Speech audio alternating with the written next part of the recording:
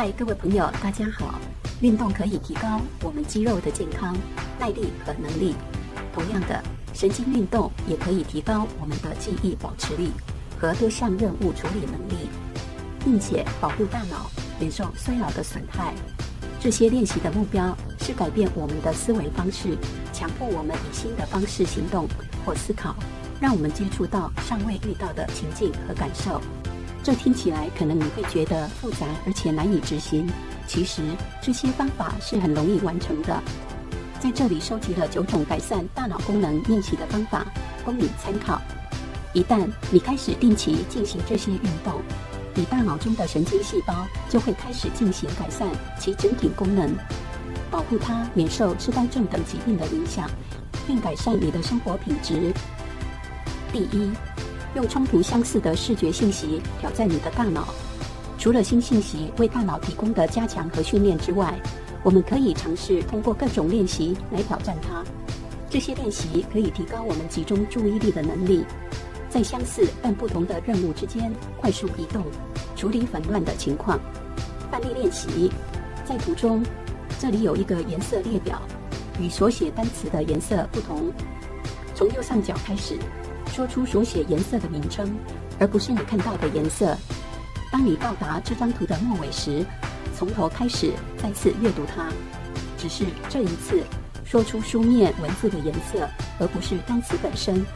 起初你很难做到这一点，但经过一些练习，你会发现你的大脑已经成功地适应了它的思想，得到训练成果。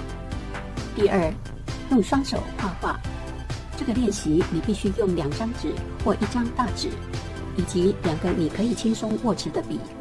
现在尝试用双手在2个页面上绘制2个不同的几何形状。如果这太难了，你可以尝试绘制相同的形状。如果练习太简单，你可以尝试写不同的字。重要的是要确保你同时使用双手，因为这会产生复杂的思维，提高处理多任务的能力，并鼓励大脑2个半球的活动。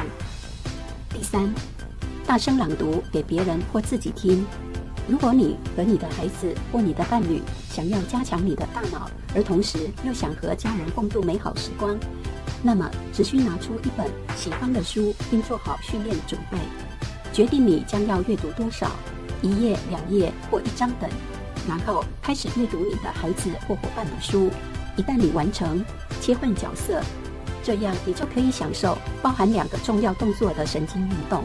这是大声朗读的动作，迫使你发音复杂的单词，要阅读每一个单词，而不是大概的读，并大声说出你的大脑刚刚吸收的信息。请听另一个人阅读故事也是一种加强思考的活动，因为通过耳朵获得的信息，比与通过眼睛接收的信息不同的方式，刺激想象和思考。第四，数字表练习数据能力。分散的数字表是另一种可以轻松训练你的思想和大脑的视觉方式。你也可以自己制作，甚至可以让你的孩子或孙子孙女帮你准备一些。这个练习的目的很简单，找到数字1，然后按次序找到所有其他数字，直到每个表格中的方格数字完成。在这个例子中，你需要寻找1到25。你的眼睛聚焦在每个号码上，不要用手指指引你。这个练习的重点是提高我们的大脑吸收和处理我们从周边视觉中获得的数据能力。第五，用筷子夹东西，刺激大脑反应更快。用筷子挑拣不同种类的豆子，刺激脑部视觉区，增加眼睛的反应能力。这种训练可运用在不易专心的人、预防失智、动作迟缓的人，或手指受伤需要复健的人。透过捡豆子过程，不只增进手眼协调，也减少分心的情况，培养耐性。大部分年长者会有反应或思考能力退化、行动缓慢的情形。挑拣豆类可刺激大脑，也能预防或缓解老人失智症。而手拿筷子将豆子分类时，充分用到手指和手背的小肌肉，对于手部外伤的患者也有复健作用。如手指受伤的人，伤口复原时会结疤，组织各位生长好，可能会使手变形。用这个动作可促进肌肉细胞生长，增加手指灵活度。因此，医师也将剪豆子训练当作是手指外伤后的复健方法之一。第六，练习冥想。神经生物学培训最常见的建议之一，也是最简单的建议之一。哈佛大学、美国卫生部和梅奥诊所的研究已经多次证明了冥想的好处，甚至像 Google、Nike 和苹果这样的全球性公司也为公司各级员工提供冥想课程和练习。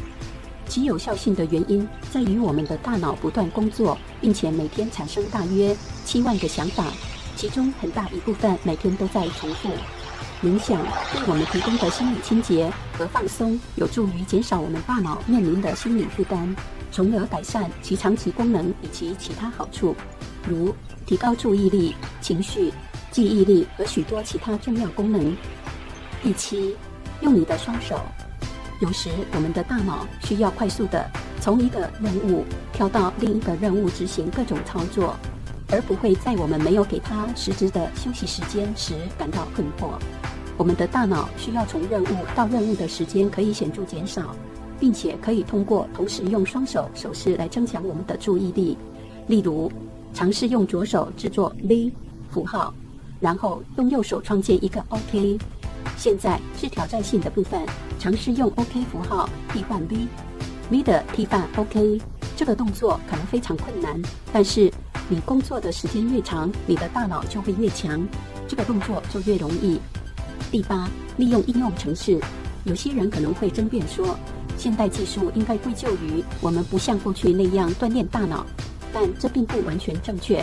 例如，有许多免费的智慧型手机应用程式可以帮助您学习有关各种主题的新信息，练习新语言，了解世界历史，并充实您的记忆。